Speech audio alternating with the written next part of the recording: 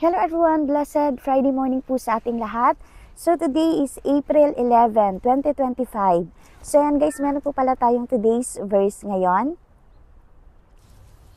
Trust in the Lord with all your heart and lean not on your own understanding. Proverbs 3:5. So ayan guys, that's all for today's morning. So sana po yung ating verse for today, makapagbibigay po siya ng enlightenment sa atin sa buong araw na ito. And ayan guys, as you can see, so nandito pa rin yung cherry blossom. Ayan, nasa ating likod.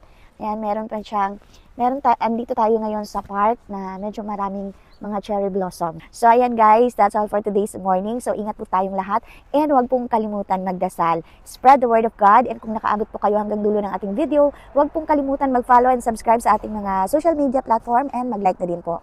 So see you again tomorrow. God bless us all. Bye!